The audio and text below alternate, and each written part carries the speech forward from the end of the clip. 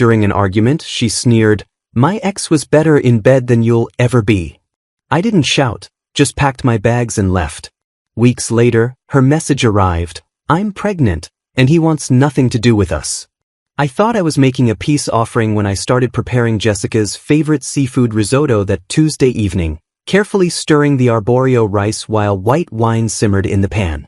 We'd been together 3 years, and I knew her well enough to recognize when her mood had shifted into dangerous territory. The past few weeks had been increasingly tense, with Jessica snapping at everything from my methodical way of loading the dishwasher to my habit of actually showing up when I said I would.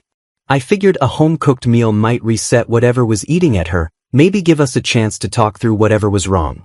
I was adding the saffron when she stormed through the front door of our shared apartment, 20 minutes late from her marketing job and radiating the kind of anger that makes the air feel electric. "Great, you're cooking again," she said, dropping her purse with deliberate force. "Let me guess, another one of your perfectly planned domestic scenes." I kept stirring, trying to keep my voice level. "I thought you might be hungry. Rough day at work." "Don't." She held up her hand like I'd offered her poison.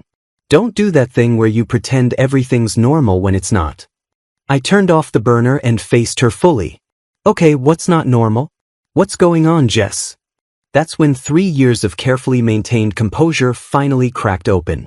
"What's going on is that I'm suffocating in this boring, predictable life you've built around us. Everything has to be scheduled, planned, discussed to death. God forbid we do anything spontaneous or exciting." I felt something cold settle in my stomach. I didn't realize wanting to spend time together was suffocating. "See? There you go again with that wounded puppy voice, like you can't possibly understand why someone might want more than your safe little software developer routine." Her words hit like physical blows, each one carefully aimed at the insecurities I'd shared with her during quiet moments. "We missed dinner with my friends last week because you had to finish some coding project. We canceled our weekend plans because you wanted to organize your home office. Everything revolves around your schedule, your comfort, your need to control every detail." I stared at her, genuinely confused. "Jess, I work hard so we can have a good life together. The project I was finishing got me the promotion that's paying for this apartment. And I asked you about reorganizing the office. You said it was fine." "Fine," she laughed bitterly. "Do you know how many times you've made me say, 'fine,' when what I really wanted was to scream? Fine about staying in every weekend.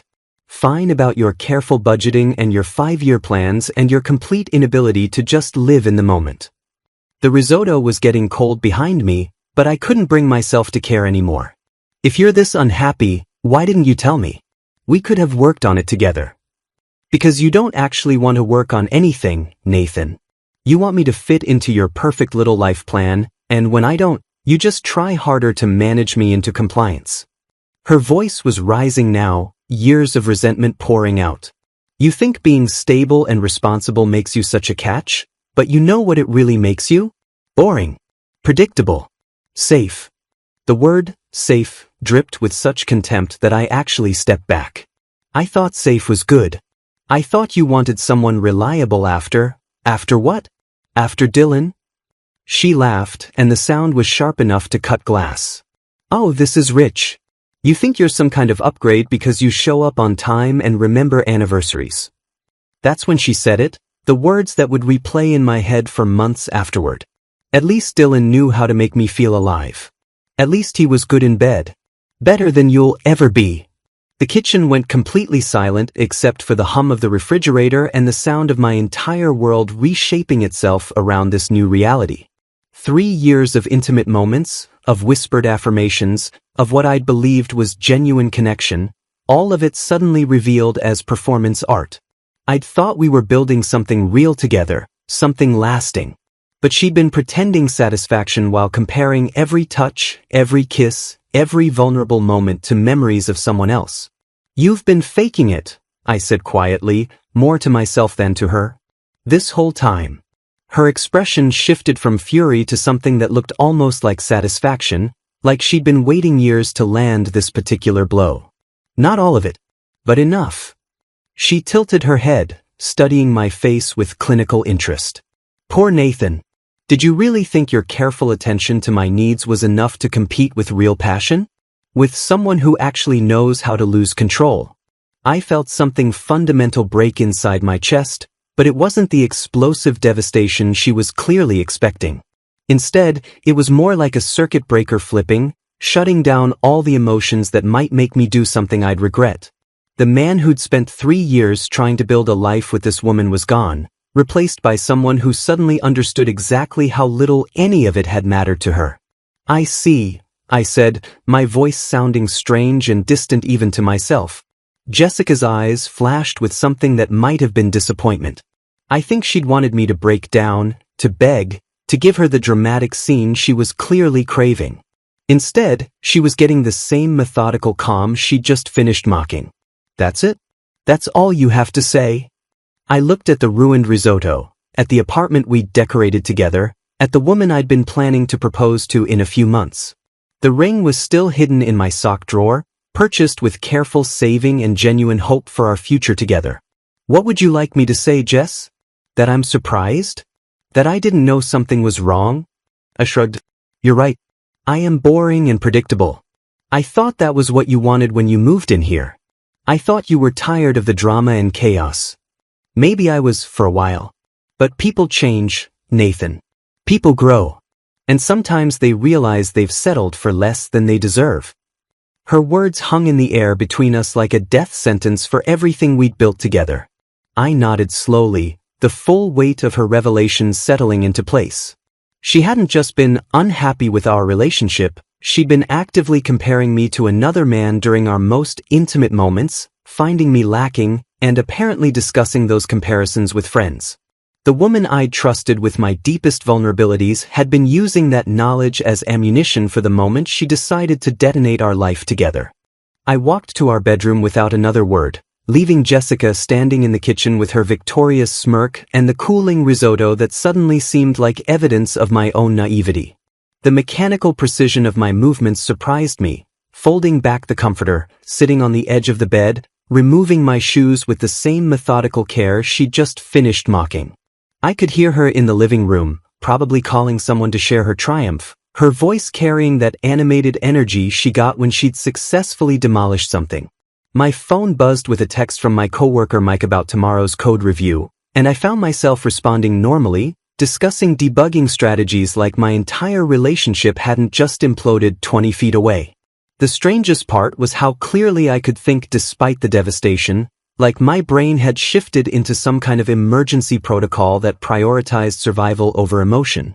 I spent the next 6 hours sitting in that same position, methodically reviewing every intimate moment from our 3 years together, searching for signs of the performance she'd just admitted to. The way she'd close her eyes and turn her head slightly to the left during particularly tender moments. Had she been thinking about Dylan then? The soft sounds she made that I'd treasured as genuine connection, were those calculated reproductions of responses she'd perfected with someone else? Every whispered affirmation, every time she'd pulled me closer, every moment I'd felt truly connected to another human being was now suspect, tainted by the possibility that I'd been competing unknowingly with a ghost. Around midnight, I heard Jessica on the phone in the living room, her voice carrying the sharp satisfaction of someone who just won a decisive battle.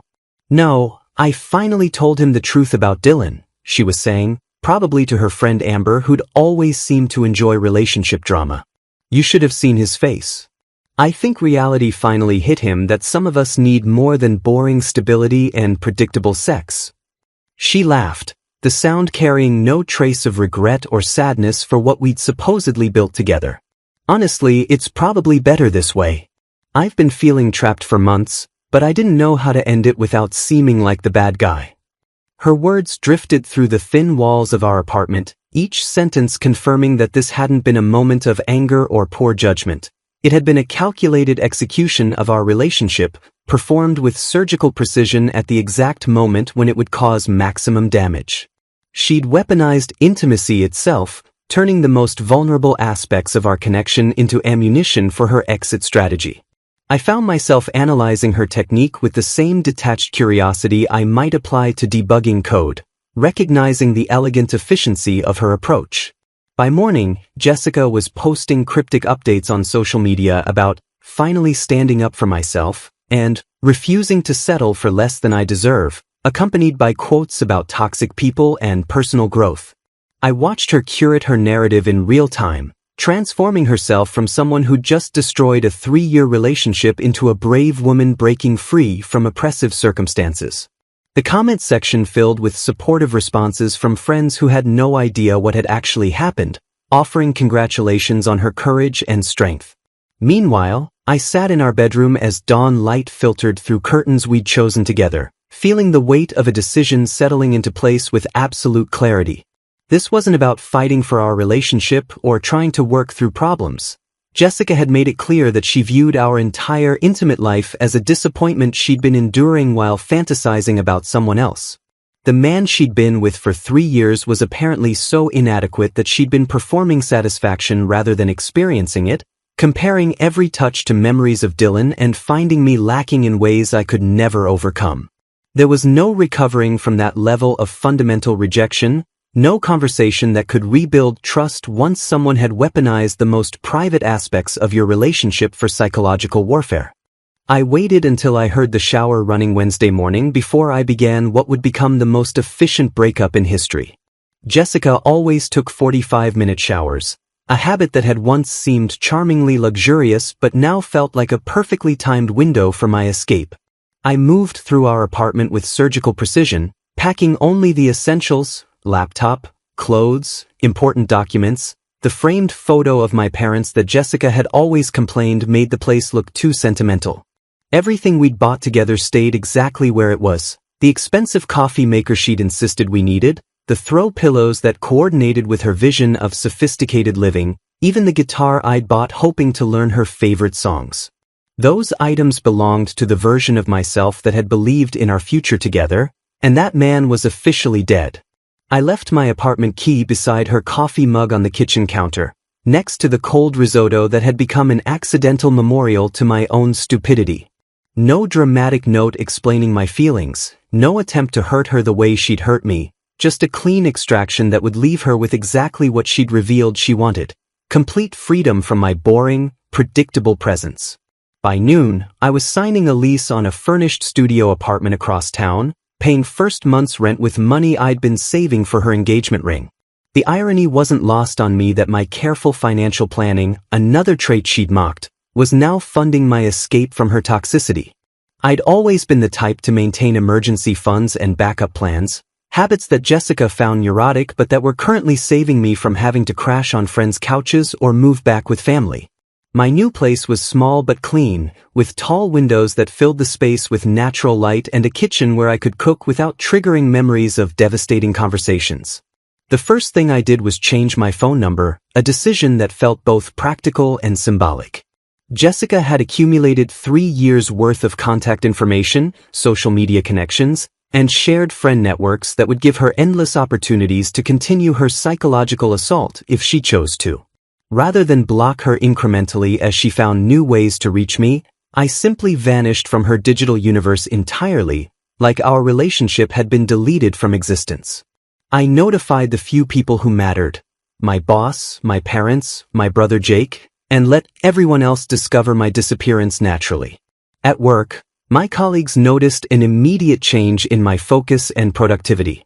Without the constant undercurrent of relationship tension that had been draining my energy for months, I threw myself into a major software project with the kind of intensity that had originally built my career. The application I was developing could revolutionize how our clients managed inventory systems, and suddenly I had the mental bandwidth to pursue innovative solutions instead of worrying about whether my girlfriend was comparing me unfavorably to her ex-boyfriend during every intimate moment we shared. My boss, David, pulled me aside Friday afternoon with obvious satisfaction. "Whatever's going on in your personal life, keep it up. Your code quality this week has been exceptional, and the client is already asking about expanding the project scope." I nodded, realizing that Jessica's departure had eliminated a source of stress I hadn't even recognized I was carrying. Meanwhile, my phone, the new number she couldn't reach, stayed blissfully silent. No angry texts demanding explanations, no manipulative messages designed to make me feel guilty for abandoning our shared responsibilities, No attempts to continue the psychological warfare she'd initiated with such devastating effectiveness. I'd simply stepped outside the range of her weapons and discovered that her power to hurt me depended entirely on my willingness to remain within striking distance. The first weekend in my new apartment, I ordered Chinese takeout and spent 2 days organizing my belongings with the methodical precision Jessica had always ridiculed. Every book found its proper place, every piece of clothing was folded exactly how I preferred, every surface was arranged according to my own aesthetic preferences rather than compromise positions that kept peace with someone who viewed my natural tendencies as character flaws.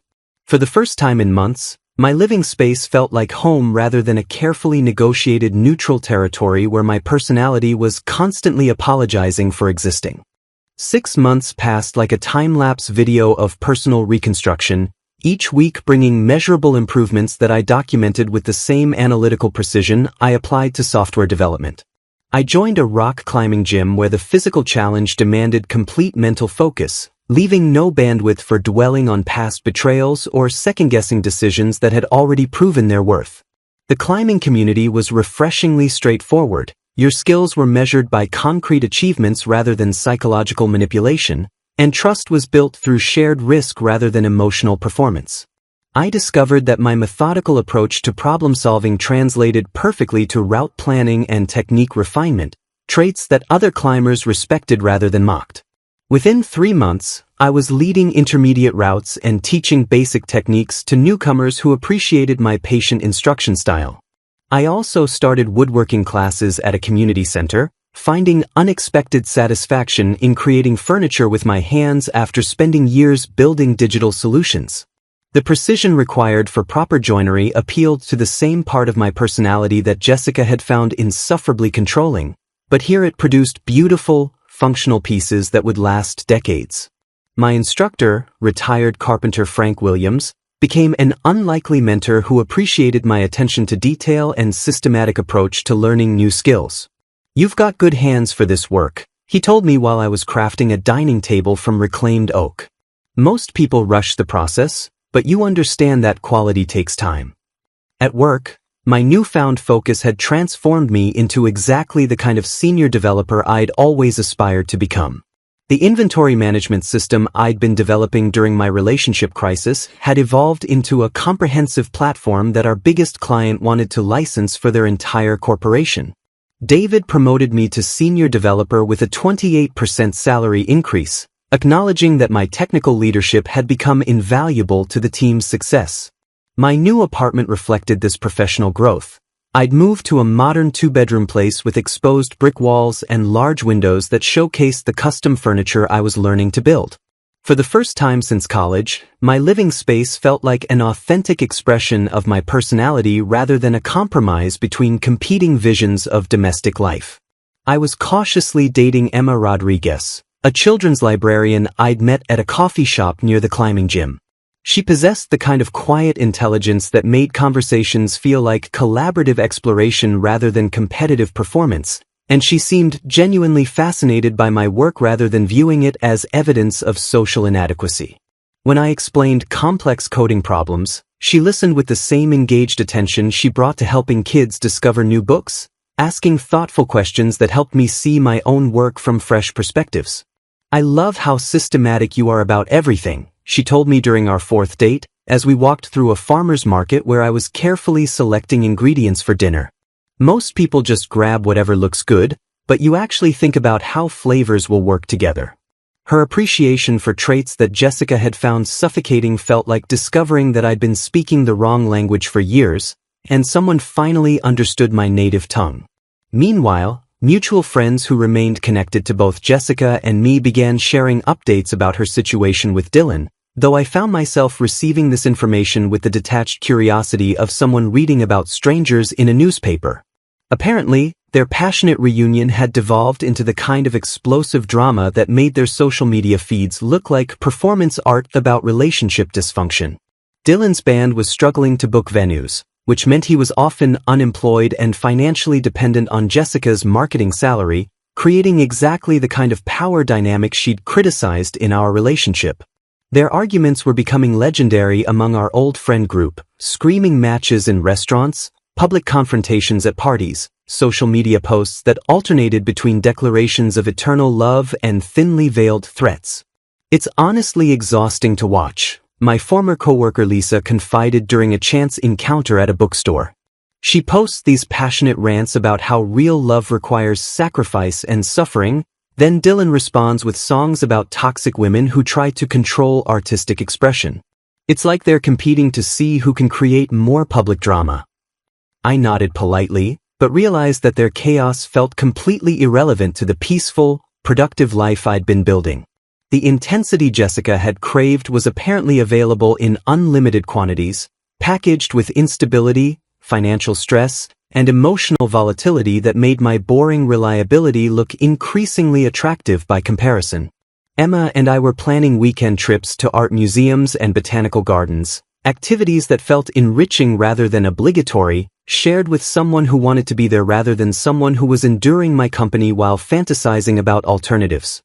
The first message arrived on a Tuesday morning exactly 8 months after I'd left my key beside Jessica's coffee mug, delivered through a fake Instagram account with no profile picture and a generic username that couldn't disguise the desperation in her words. "Nathan, I know you changed your number, but I really need to talk to you. Something's happened and I don't know who else to turn to. Please just call me back." I stared at the message while drinking coffee from a mug Emma had bought me, featuring a clever programming joke that made me smile every morning. My life had achieved a steady rhythm of meaningful work, genuine friendship, and quiet contentment that felt more valuable than any passionate intensity I'd previously experienced. Jessica's reappearance felt like a virus trying to infiltrate a healthy system, so I deleted the message and blocked the account without responding. The messages escalated over the following weeks, each one arriving from new accounts with increasingly frantic tones that painted a picture of someone whose carefully constructed narrative was collapsing in real time. Through fake Facebook profiles and newly created email addresses, Jessica revealed that Dylan had abandoned her for a touring opportunity with his band, leaving her pregnant and financially devastated just as their landlord was threatening eviction. "He said the baby would kill his creativity," she wrote in one particularly bitter message. 3 months of telling me I was his muse, and the moment things get real, he runs off to chase groupies in dive bars across the Midwest. I found myself reading these updates with clinical detachment, like studying a case study in predictable human behavior patterns. The passionate artist who had supposedly understood her need for excitement and spontaneity had proven exactly as reliable as his complete lack of steady employment had suggested. Jessica's marketing job had apparently become untenable due to her increasingly erratic behavior and frequent absences for dramatic relationship crises, leaving her with insufficient income to maintain the lifestyle she'd built on credit and expectations of male financial support. "I moved back in with my parents," she confessed through yet another anonymous account. "Do you know how humiliating it is to be 26 years old, pregnant, and sleeping in your childhood bedroom while your mother gives you lectures about making better choices?" She keeps asking how I let everything fall apart so completely, and I don't know what to tell her. Her parents' suburban house was a 40-minute drive from the city, in a neighborhood of modest split-level homes where Jessica's designer clothes and expensive tastes would stand out like artifacts from another world. I could picture her in that cramped environment, surrounded by reminders of the working-class background she'd worked so hard to escape, forced to confront the reality that her pursuit of passion over stability had led her directly back to the circumstances she'd spent years trying to avoid. The irony was mathematically perfect. In rejecting my boring reliability for Dylan's exciting unpredictability, she'd lost both financial security and romantic satisfaction simultaneously. "I know I hurt you," she wrote in what must have been her 20th attempt to re-establish contact. "I know what I said was cruel and unforgivable. But Nathan, I'm scared. I'm really scared, and you're the only person I've ever known who actually follows through on promises. I need someone reliable right now. I need someone who shows up when they say they will." The manipulation was so transparent that I almost admired its desperate efficiency. She was attempting to transform the very traits she'd mocked into virtues she now desperately needed, reframing my stability as an asset rather than a limitation now that instability was destroying her life. But her words revealed something that cut deeper than her original cruelty. She still didn't understand that I wasn't a resource to be activated during emergencies, a backup plan to be accessed when her primary strategy failed. Even in crisis, she viewed me as a function rather than a person, someone whose value derived entirely from my utility in solving her problems. I blocked each new account systematically, maintaining the digital silence that had become essential to my mental health. Emma noticed my slight distraction during this period but respected my privacy when I explained that someone from my past was trying to re-establish contact against my wishes. "It's probably hard to stay strong when someone's reaching out for help," she said thoughtfully. "But you can't save people who aren't willing to save themselves. And you definitely can't have a relationship with someone who only values you during emergencies." Her insight was precisely why our relationship worked. Emma understood boundaries, respected autonomy, and never tried to guilt me into sacrificing my well-being for someone else's poor decisions. Meanwhile, Jessica's messages revealed increasing desperation as her support systems continued to collapse. Friends who had initially rallied around her dramatic love story were apparently growing tired of constant crisis management, and Dylan's complete disappearance had left her facing single motherhood without the romantic narrative that might have made the struggle feel meaningful. "I see your Instagram posts with that librarian," she wrote in her most recent message. "You look happy. Really happy. I'm glad you found someone who appreciates you, but I keep thinking about what we had together, about the good times before everything went wrong. Don't you miss any of it?" I was leaving the climbing gym on a Thursday evening when I spotted her sitting on the hood of a beat-up Honda Civic in the parking lot, visibly pregnant and wearing one of my old programming conference hoodies that she'd previously mocked as boring programmer wear. The irony of seeing her wrapped in clothing she'd once ridiculed while ambushing me at a location that represented my new life was so perfect it felt scripted. She'd clearly been waiting for a while, given how she immediately stood up and walked toward me with the careful gait of someone in her second trimester, her face a mixture of determination and barely controlled desperation. "Nathan, please don't leave," she called out as I reached my car. "I know you've been ignoring my messages, but I really need to talk to you. Just 5 minutes." I stopped walking but didn't move closer, studying her face with the same analytical attention I'd give to debugging problematic code. Pregnancy had changed her appearance in ways that went beyond the obvious physical alterations. There was a brittle fragility in her expression that I'd never seen before, like someone who'd finally encountered a problem that couldn't be solved through manipulation or dramatic gestures. The confidence that had once made her magnetic was completely absent, replaced by the haunted look of someone who'd gambled everything on passion and lost spectacularly. "How did you find me here?" I asked, genuinely curious about her research methods rather than angry about the invasion of privacy. "I followed your Instagram posts. You tag locations sometimes." She shifted nervously, one hand instinctively moving to her stomach. "I've been coming here for 3 weeks, waiting for the right time to approach you without causing a scene."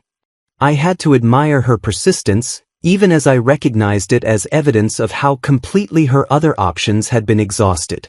"What do you need, Jessica?" "I'm pregnant," she said, as if this information wasn't already obvious from her appearance and previous messages. "Dylan left when I told him. Said he wasn't ready for that kind of responsibility, that it would interfere with his artistic vision." Her voice cracked slightly. "He's touring with some terrible indie band that plays coffee shops in college towns. Last I heard, he was sleeping on couches and surviving on gas station food." I nodded, waiting for her to reach the actual purpose of this ambush rather than providing the emotional support she was clearly seeking. Jessica seemed unsettled by my silence, probably expecting either anger or sympathy rather than professional courtesy. "I lost my job last month. Too many sick days, too much drama with Dylan affecting my work performance. I'm living with my parents again, and they're not exactly thrilled about becoming grandparents under these circumstances." She paused, studying my face for any sign of the emotional reaction she needed to fuel her next manipulation. "Nathan, I know I don't deserve your help after what I said to you. I know I was cruel and stupid and threw away the best thing in my life for someone who turned out to be exactly as unreliable as his credit score suggested." The admission was probably difficult for her to make, but it felt calculated rather than genuine, like she'd practiced this speech multiple times in front of her childhood bedroom mirror. I need someone I can count on right now. Someone who follows through on promises and shows up when they say they will. All those things I used to complain about, your stability, your planning, your reliability, those are exactly what I need now. I felt a familiar cold clarity settle over me, the same emotional shutdown that had protected me during our final argument. Jessica, the person you're describing doesn't exist anymore. What do you mean? The Nathan who would have helped you through this crisis, who would have felt obligated to support you because of our history, that person died the night you told me Dylan was better in bed than I'd ever be. Her face went pale, probably realizing for the first time that her words had permanent consequences rather than temporary dramatic effect. You can't mean that. People forgive each other. People work through problems. People work through problems when both parties are committed to the relationship, I said quietly. You weren't committed to me. You were committed to what I could provide while you fantasized about someone else during our most intimate moments. The parking lot was nearly empty now, just the two of us standing under fluorescent lights that made everything look stark and unforgiving. Jessica's desperation was becoming more obvious as she realized that her usual emotional manipulation wasn't producing the desired response. But I'm carrying a child, Nathan. A baby who needs stability and security. Even if you can't forgive me, surely you care about an innocent life. The attempt to use pregnancy as leverage was so transparent that I almost laughed. Your baby deserves a father who actually wants to be there, not someone guilted into obligation by circumstances he had no part in creating. So that's it? You're just going to let me struggle alone while you play house with your perfect librarian girlfriend? Her voice was rising now, the familiar anger creeping back as desperation transformed into rage. You used to love me. You were going to propose. I found the ring after you left. I looked at her standing there in my old hoodie, pregnant with another man's child, trying to use our defunct relationship as leverage for financial support, and felt nothing but distant pity. I loved the person I thought you were. The person who was genuinely satisfied with our relationship instead of performing satisfaction while making comparisons to your ex-boyfriend. Her face crumpled, but whether from genuine emotion or frustrated manipulation was impossible to determine. Nathan, please. I'm begging you. I made a terrible mistake, but people deserve second chances.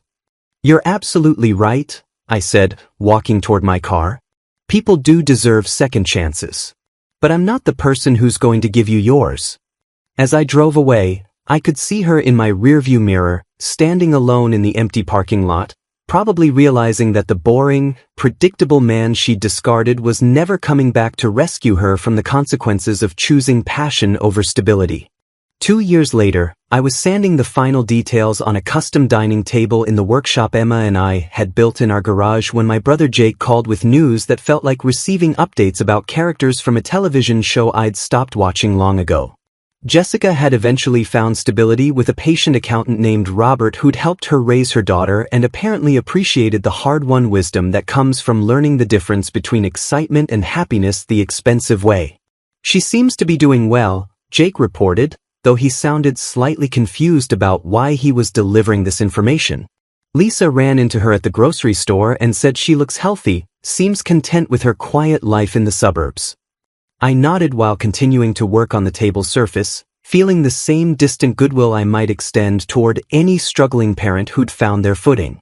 Emma appeared in the doorway with 2 cups of coffee, wearing paint-splattered overalls from the kitchen renovation we'd been tackling together, her hair tied back in a messy bun that somehow made her look more beautiful than any carefully styled appearance I could remember. Good news about your ex? She asked, settling onto the workbench with the comfortable familiarity of someone who belonged in every corner of my life. Sounds like she found what she was looking for, I said, accepting the coffee gratefully. Someone who can provide stability without being boring about it. Emma laughed, the sound warming the space more effectively than any heating system. Lucky for me you never learned that lesson. I happen to love boring stability, especially when it comes with custom furniture and homemade risotto. The dining table I was finishing was destined for our craftsman house across town, the one we'd bought together after careful research and thorough financial planning that Jessica would have found insufferably methodical. We'd spent 6 months renovating it room by room, a process that revealed how perfectly our skills complemented each other, Emma's artistic vision guiding decisions about color and texture while my systematic approach ensured projects were completed on time and within budget. The house reflected both our personalities without requiring either of us to diminish ourselves for the sake of compatibility. My woodworking had evolved from hobby to profitable side business, with clients commissioning pieces that would last generations rather than following temporary trends.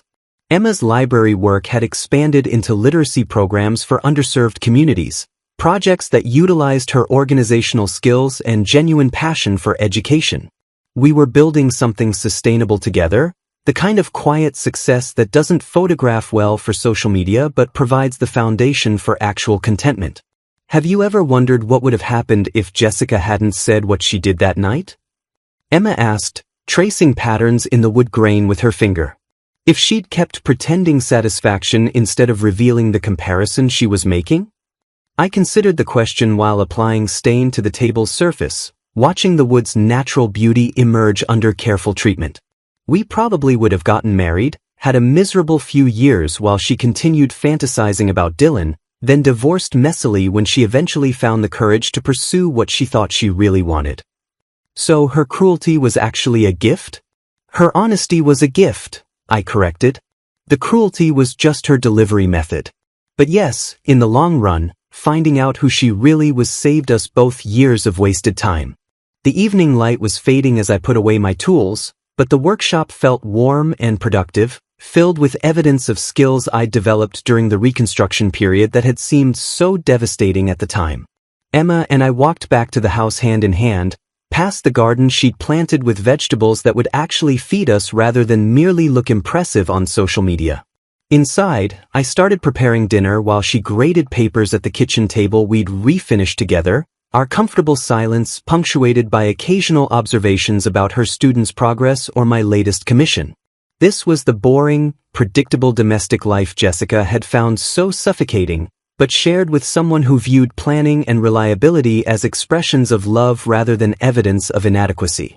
I'm grateful she left you, Emma said suddenly, looking up from her stack of papers. Not because of what she put you through, but because it led you to become the person who was ready for something real when I came along. She was absolutely right. The passionate chaos Jessica had craved was available in unlimited quantities, packaged with instability and emotional volatility that made my steady presence look increasingly valuable by comparison. But more importantly, her departure had forced me to discover that the traits I'd been apologizing for were actually the foundation of genuine happiness when shared with someone who deserved them. The ring I'd bought for Jessica had been returned and the money invested in our house down payment, a much better use of those carefully saved funds. The proposal I was planning for Emma would happen next month during our anniversary trip to the coast, not because I felt obligated to follow some relationship timeline, but because I'd found someone who made forever feel like an adventure worth taking together.